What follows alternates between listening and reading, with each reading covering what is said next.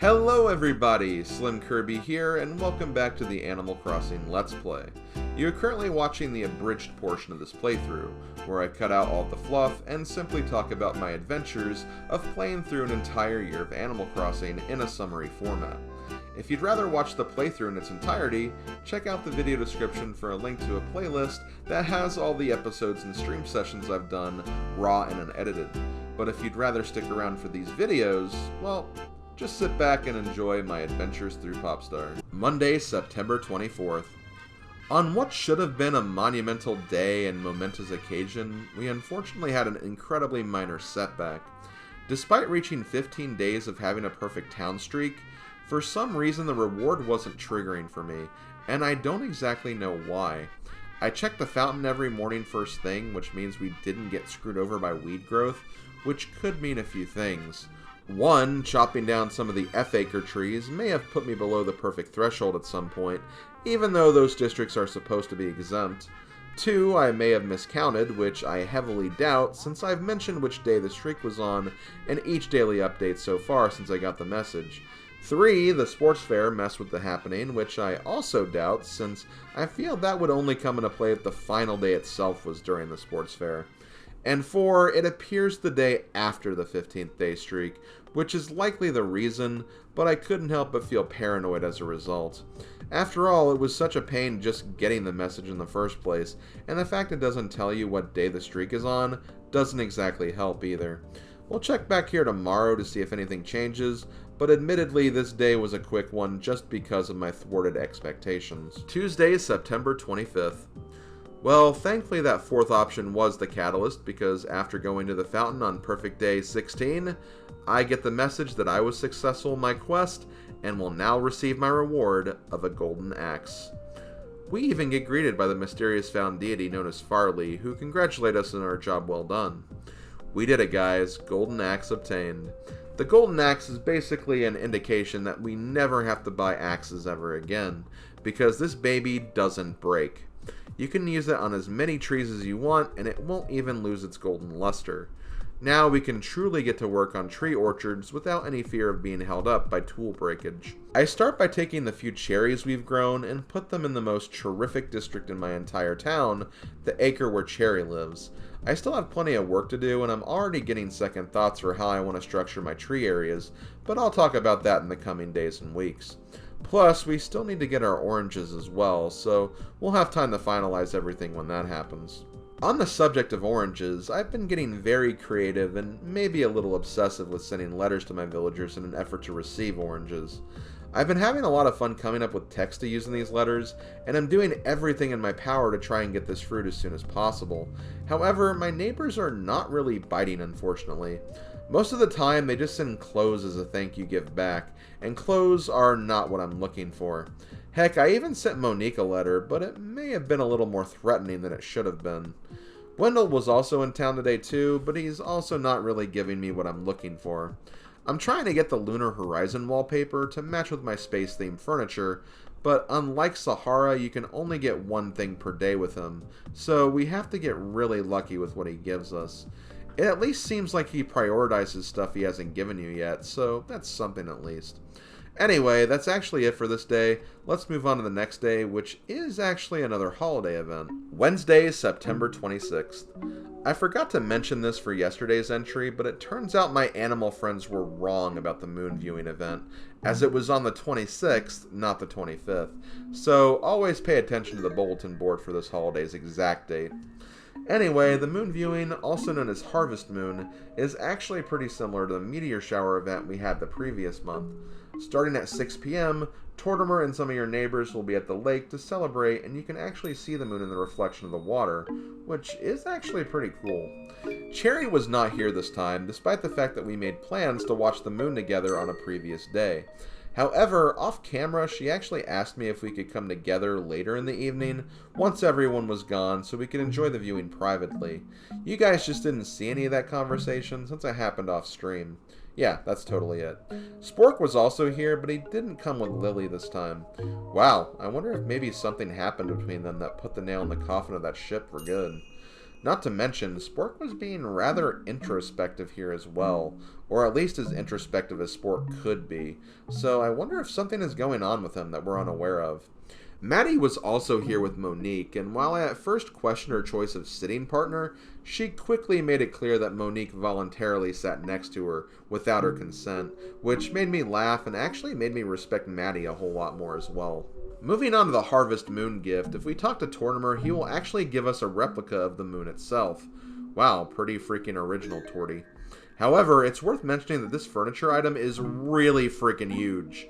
It takes up 4 tiles of space in your house, and you can't really see anything behind it. So if you're going to put it somewhere, probably put it in the back. The item does kind of fit with my theme though, which kind of made the final decision here to make my bottom floor in dedication to the space theme. All I need for this series is just the wallpaper and a satellite, and then I'll pretty much be done with it. The modern theme, as much as I would like to complete it, I just have not been getting any of the items for it at all. So I decided to go ahead and sell what I had, just to make some more space for other items I was getting.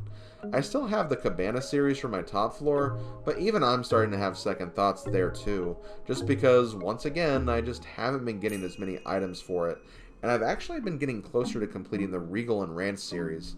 Sometimes you just have to move forward with the cards you've been dealt, especially when it comes to more rare and uncommon items. And on the subject of rare items, Gulliver showed up again today, and he actually gave us a new item again. This one, though, is a little questionable, in a manner of speaking. Let's just say I think I can barely get away with showing this on camera because it's art and there's no actual nudity here, but definitely one of the more interesting gifts I've gotten from Gulliver. Also, we did get another new painting today as well from Tom Nook's shop, which I think is number 7 at this point. It's either 7 or 6. We're getting to the halfway point anyway. But yeah, that's about it for our coverage of Harvest Moon, so let's go to bed and move on to the next day. Thursday, September 27th. Well, putting yesterday's happening at the moon viewing into perspective, I think things are about to add up here, because today we get the unfortunate news that Spork decided to move away. This was completely unexpected for me, because Spork was actually one of the original 6 villagers at this town, and by extension is now the oldest Popstar resident to move away. I'll admit, Spork was never really one of my favorites. In fact, I'd say a large part of his staying power was mainly due to the fact that he was attached to Lily and a few bonehead moments he had every now and then. So this didn't get me in the feels as much as Maple did. I don't know, I guess I just kind of saw this as a more I think it's time to move on moment than an unexpectedly sad and emotional moment. It was unexpected, don't get me wrong, but mainly just due to the timing and not the emotional impact, if that makes sense. Anyway, after a moment like this, I decided that it was time for a neighbor day, just to kind of check in on everybody after this bombshell update, especially with Lily, who probably needs us the most right now. But first, we do have our Spork replacement lined up already, and that just happens to be Jeremiah the Bullfrog, or just a blue frog, I suppose. Of course, since Spork was lazy, Jeremiah is also part of the lazy personality typing as well, and, well, I don't really have too much of an opinion right now. I do like the fact that he's blue and his house actually looks pretty neat too, but it's only the first day, so we'll need to see how he works out here. I will say something though, the gifts he's giving us through favors have been a little lame admittedly, so he'll need to work on that game a little. As far as other Neighbor Day interactions, I changed Cupcake's catchphrase to Om Nom Nom, because I thought that was silly and cute to imagine her saying that. And after someone asked me to deliver a shirt to Ava, I failed to realize that this happening meant she was going to remove the fabled 67 shirt. However, since I have gotten that shirt before, I just ordered another one in the catalog, and we'll send it to her later to make sure she starts wearing it again. I'm sorry, but this meme can never die. It's just too funny. And as I said before, I spent some time with Lily because I figured she'd be feeling kind of alone and sad after Spork's departure. Not only were the two dating, but Spork actually lived in the same acre as Lily as well, so she didn't just lose a love, but also a really good and close friend as well. Thankfully, she has a really good friend in the form of me, who probably lives about the same distance away, just in a different acre, and Lily has always been one of my favorites since the beginning, so I'll definitely be there for her whenever I can. That's what friends are for, right? I also started putting my next fruit tree layout into motion. Originally I had the plan to have one fruit in each of the 4 corners in town, but that was before I realized there were 5 fruits instead of 4, 6 if you count coconuts, so I wasn't exactly sure what to do with oranges when I got them. However, I decided to change things up now that I had the golden axe, and figured, well, there are 6 rows in town, and coconuts can only grow on the bottom row anyway, so let's just do 1 fruit per row. So I'll have only pears in the A acres, oranges in the B acres, peaches in the C acres, apples in the D acres, cherries in the E acres, and of course coconuts in the F acres. This will take a bit of time since I essentially have to replace most of my fruit trees with a different fruit, and of course the trees have to grow again, but this should be the last tree project I do in my town, or at least it will be when I do get oranges. Also, since there will be a lot of extra fruits, that means I can make some extra money or use the fruit for letter gifts in my attempts to get oranges. So, we'll have to see how that plays out. Friday, September 28th. We have another quick day today, unfortunately. Sahara came once again, but since I already have the space carpet, I'm not really interested in anything else at the moment. That could potentially change in the future though, and I'll explain when it's relevant. I really just did more fruit tree work today based on my new setup vision I talked about in the previous day's entry. I also wrote 2 letters today, giving Ava the 67 shirt back so she could be in touch with her true self. There was also a pretty funny incident with Caesar today too though, when I decided to randomly kick a ball into the ocean, just for Caesar to ask us to find his niece's ball again not long after. What else could I say in this situation other than, well, have you tried the ocean? Saturday, September 29th. The penultimate day of September arrives for us, and yeah, it's another musical day, but we'll talk about that stuff at the end of this entry. Although there's not really a lot to mention here, because even though this day took an hour to get through, I spent like 90% of it working on my tree plan. This did give me a lot of bells though, and enough bells to actually reach 1 million total bells in my savings account at the post office. We'll get a nice reward for that tomorrow, but again, that's for tomorrow, not for today. We also got news that Crazy Red will thankfully be back in town on October 1st, which means he does seem to be back on his monthly schedule again after his weird August disappearance. Moving on to the musics, I decided to make my musical selection for the town tune this week in dedication to Lily, after her big development this week. This is probably the most obscure tune I've done so far, but I know someone who is very familiar with the source material should get this very easily. Anyway, name that tune, everybody. And for KK Slider this week, I decided to go for KK Cruisin', a lovely song that will always make me think that he's singing about red babies for whatever reason.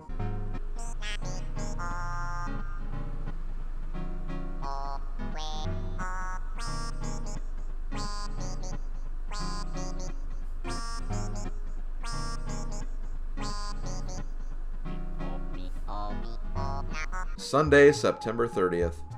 We've made it to the final day of September, which means we have another raffle upon us, and once again, with 14 sets of 5 tickets, we should be more than good with getting all the items. However, when we came out of our house, we were greeted by a rather chatty mole who proceeded to talk our heads off and lecture us on the importance of not resetting our game. Ladies and gentlemen, meet Mr. Rossetti, the very same Mr. Rossetti who used to be an assist trophy in Super Smash Bros. Brawl before he got demoted down to stage cameo for being too annoying and almost a little harsh and brash as well.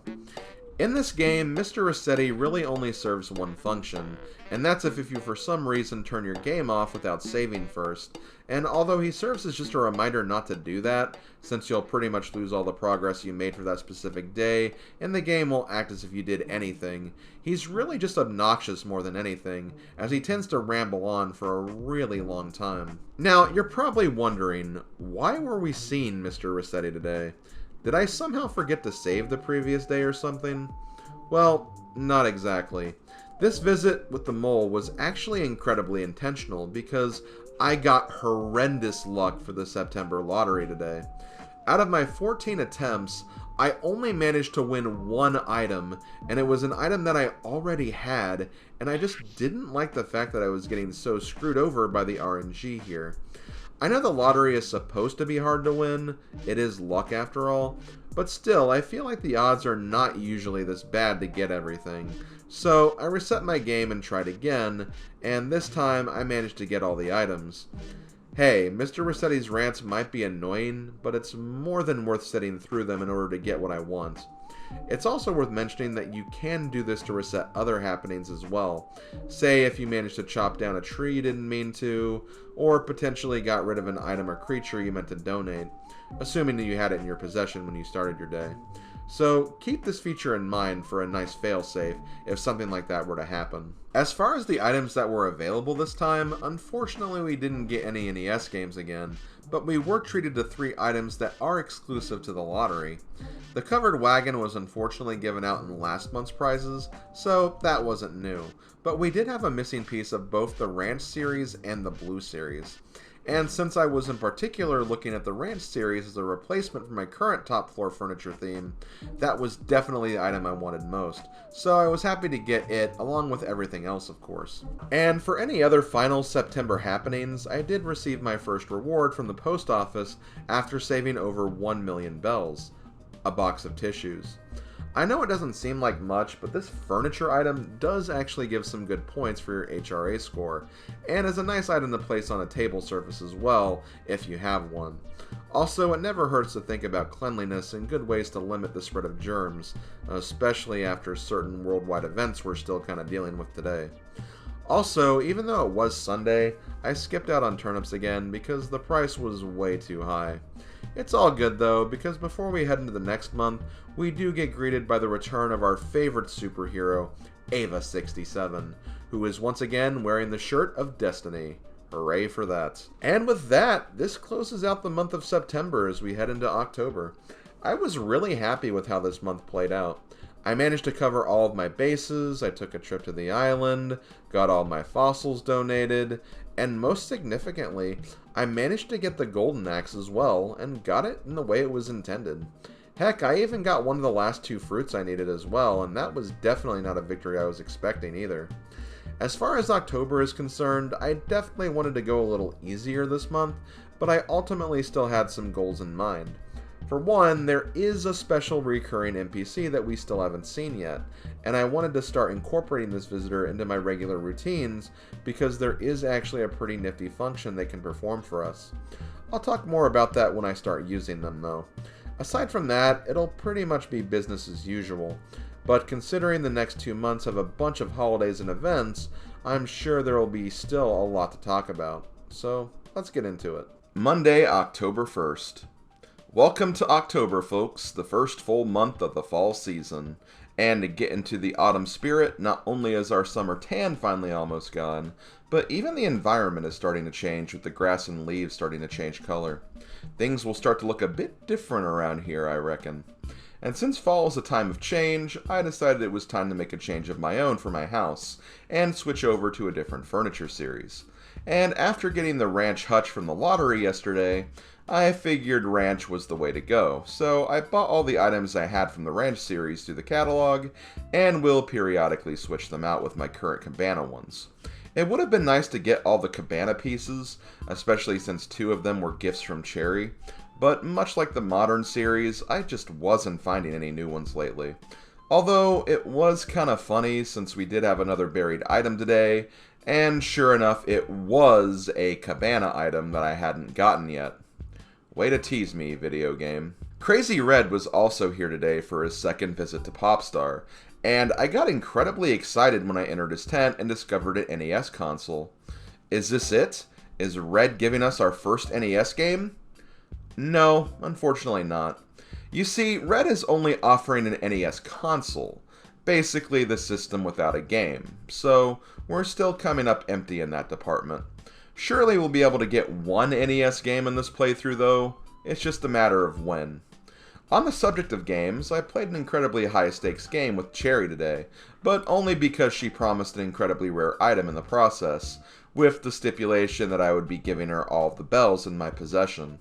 I had over 40,000 bells on hand, and although this would be the biggest monetary loss in the playthrough so far, for one, it was Cherry offering, and 2, at least she actually asked me beforehand. So, I went for it. Unfortunately, though, I lost and got a barber's pole instead. Oh well, can't blame a guy for trying, right? Also, I actually ended up getting two things to donate for the museum today. I found a fine painting at Tom Nook's shop today, getting us our 8th donated painting and officially getting us to the halfway point for artwork. And since it's a new month, we do have a new creature to look for. This is actually the only new creature for us to get in October, since any other insects that reappear this month are ones that we had previously gotten anyway, and we don't have any new fish until December. Anyway, the new bug we have is the bagworm, and it's pretty much the spider replacement for the months of October through March. It can appear in non-fruit trees when you shake them, and you can kind of hear it whistle if you're attentive enough, or if you see your neighbors looking up into a tree. I'm surprised I was able to get it so fast, since it's pretty uncommon like the spider, but it was kind of interesting because while I was looking for it, I was getting a huge amount of 100 bell bag spawns from trees. There was a point where I got money bags 8 times in a row, and it really made me wish I had the Katrina money fortune going on here. Oh well, maybe another time. The last thing I wanted to call attention to is a letter that Lily sent me during the day. Apparently she admitted that she recently started watching me while I sleep, and suggested that I should cover myself up more. At first I thought she was implying that I sleep in the nude, but she was actually telling me to wear more layers since the weather is getting colder. It was still a pretty funny moment, and the initial implications were pretty hilarious. Also, Lily, watching me sleep, that is a little concerning. I'll cut you some slack since you're still probably trying to recover from Spork's departure, but maybe dial back on the sleep watching, okay girl? Tuesday, October 2nd. Since the first day of October was quite loaded, I was not expecting much from this day. I really just spent more time working on getting my upstairs ready for all my ranch furniture and finishing up the cherry tree row in my town. That's really about it. I found out that Wendell was coming tomorrow though, and even though I did take a neighbor day, I wouldn't say anything of major note happened unfortunately. Wednesday, October 3rd. We have another short and sweet day in terms of events, but in terms of what we did find and retrieve, I was actually quite satisfied. I took another visit to the island today to do some item scavenging, and although we didn't get any island items or NES games, I did manage to find one of the paintings we still need to donate to the museum, as well as a G logo, the logo for the GameCube that's parallel to the N64 logo I have in my house. So these were some pretty good finds. In terms of artwork, we are now 60% done with the collection, and only need 6 more pieces to find. I actually even did the math myself and determined that of all the stuff I need to donate to the museum, I'm actually down to only 14 more donations, with the 6 artwork, 6 fish, and 2 bugs left. So that's pretty exciting to think about. Wendell also came today, but still not having any luck with the Lunar Horizon wallpaper. Did get a Meadow Vista wallpaper to add to my catalog though. Thursday, October 4th. Another uneventful day in Popstar, unfortunately.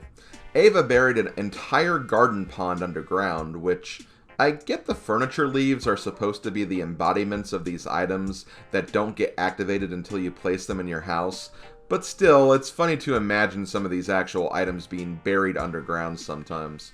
I also did more work on my coconut tree row on the beach acres. While doing this, since we are pretty much in the fall season now, I got incredibly nostalgic for my very first Animal Crossing town, the one I created back when this game first released in fall of 2002. So I started talking about it a little bit on stream while I was working on my tasks. I'm not going to say much in the summary, and you'll probably have to hear about it in the actual stream VODs if you are curious, but I will say that my very first Animal Crossing town had a very interesting name. Moe's Bar. And no, I'm not joking, that was the actual name. Moe's Bar. Hey, I was 13 years old and really loved The Simpsons, okay? Anyway, if I ever make a reference to Moe's Bar in these videos, that's likely what I'm talking about. My very first Animal Crossing town. Friday, October 5th. Didn't really have much to do or talk about during this day, so I just went through the motions and had another neighbor day. We found out that Nook is having another one of his sales tomorrow, which, can't say I'm excited about that. I mean, after all, he's probably only going to sell one single wallpaper anyway, so who cares, right? I had a very interesting exchange with Dina, though, where she sold me a piece of fruit for almost 3 times the amount that Nook pays for a foreign fruit. And this puzzled me because I have fruit put up for sale at my house, gyroid, for even lower than Nook's market price, and still have not gotten any sales. Dina is either the best salesperson ever, or the economy has just hit some real rough times. On the subject of gyroids, it just now hit me that in the almost 90 days I've done for this game, I've yet to really talk about them. I'll talk about the gyroid decorations a bit later when it's relevant to another topic I'll be discussing in regards to my furniture themes, but I'll address the one outside your house for now. Basically, the gyroid is a lawn ornament that you can interact with, and through these minor interactions, you can do a few things. For one, this is how you save and quit your game when you're done playing, so make sure you talk to him before you turn off your console, otherwise Mr. Strissetti will be fast friends with you, and that's not something you want.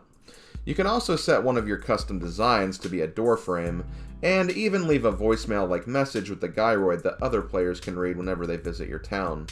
You can also give the gyroid a few items to hold on to, and you can also set prices for them so others can purchase them from you as well, whether it be other players or even the other animals in town. In fact, the game even sometimes hints or nudges you to do that, and that you can set the price really high and trick other people into buying something for much more than what it's worth. However, since the creation of Popstar, none of my items have been bought at all, so I haven't exactly been able to make good use of this feature. It's a unique idea though, no question, but you can probably understand why I haven't mentioned it until now, as it's just not really been that relevant. Saturday, October 6th. Okay guys, I think I speak for everyone here when I say that Nook should quit his day job, because once again he has another one of his sales, and this time he has only one single wallpaper on display. That's it. Only one. I don't know if I'm just doing something wrong with these sales, like if they're supposed to get better with the final store upgrade or something, but this is literally embarrassing. And if that wasn't bad enough, I noticed that Ava was once again not wearing her trademark 67 shirt. I think Curly was the catalyst this time though, as they were both talking together a lot on the previous day, and he may have slipped it over her head or something. Looks like I'll have to purchase another one and just keep switching it out.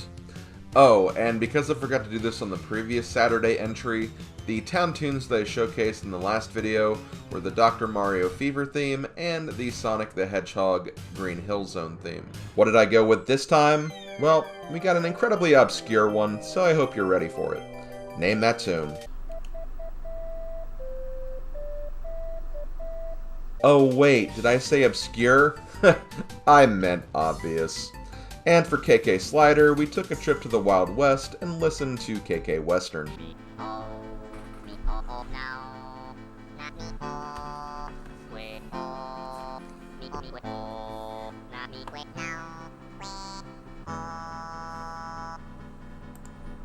That will do it for another Animal Crossing episode. Thank you guys for watching, and I'll see you for the next one.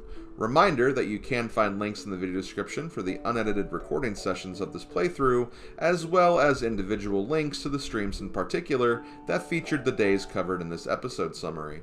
Until we meet again, this has been SlimKirby, and I'll see you guys next time. Later, folks.